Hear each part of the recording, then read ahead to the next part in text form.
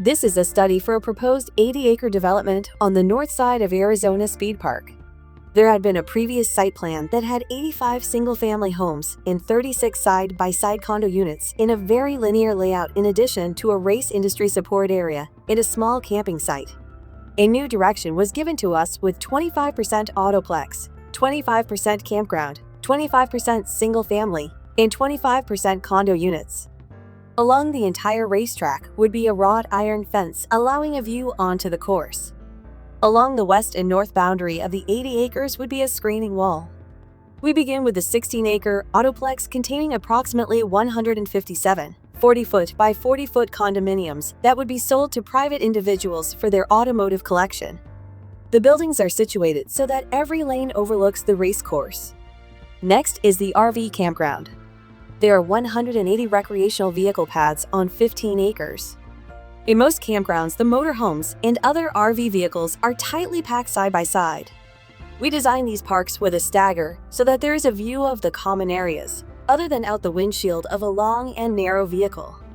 This layout method provides more private space with increased views of the common areas that look out onto the racetrack. Next is the 49-acre residential area. This area is designed using a method called coving, along with staggered single-family detached zero-lot line villas. The original plan had 85 single-family units and 36 condo units. The new layout has 65 single-family homes and 92 single-family villas, a gain of 36 homes. First, let us explain the single-family lots. As one passes the guardhouse in this gated community, we maintain constant flow to most of the single-family homes along the main street so that most of the residents get home without making any turns. This design method uses meandering setbacks of homes, walks, and streets within individual patterns to create an elegant and attractive streetscape, void of monotony. The varied scale provides the perception of even more open space along the street for a park-like setting. The angled setbacks of the homes allow a much greater viewshed from the front and rear windows when looking outside from within the home.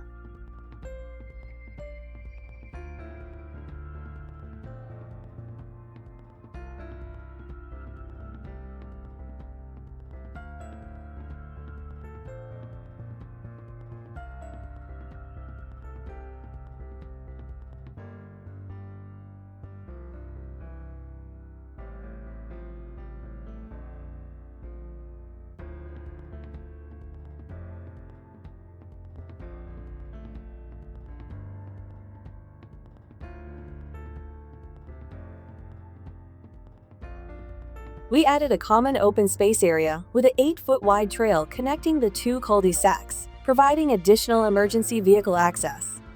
Every home in this neighborhood has a minimum of a 4-car garage. Many of them have 5-car garages. After all, this is an automotive-oriented development. Many of the residents will appreciate the added space for working on their vehicles. The community center and facilities were taken from one of the other developments we designed of a similar size. This family-oriented community center also includes a dog park, picnic areas, playground, and the splash pad. Next, let us explain the Bay Home-style single-family villas. We felt that the condo units, as shown on the previous layout at the entrance of single-family luxury lots, creates a dense and quite frankly cheap feel to the neighborhood.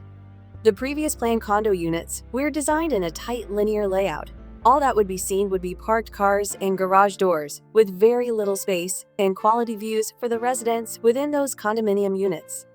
The layout of these villas have a close and tight relationship between the edge of pavement and garage door, making it difficult to park a vehicle behind the garage door.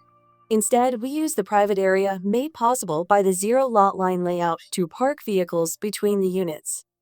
These homes have 12 feet of side yard clearance, allowing plenty of room for multiple vehicles and even motorhomes to be parked without being visible as one drives through the streetscape. All of the 2-story homes have a master bedroom on the main floor, and the 3-story homes have optional space for elevators. All of these homes are staggered to provide a panoramic view. Main living spaces of a narrow home, such as these, are not on the garage side. They are opposite to the garage.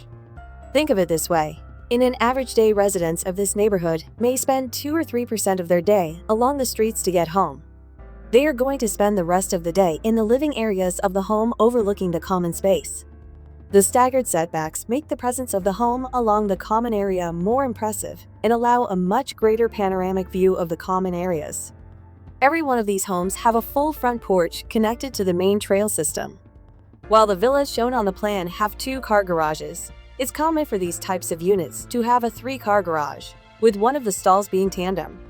Needless to say, from a financial standpoint, all of these residential units would have significantly more value and marketability as well as function than a conventional gridded plan subdivision. These methods are unique to our design firm, using the patented technologies we developed in-house that no other consultant has access to. The methods have been used on over 1,800 developments in 48 states and 18 nations.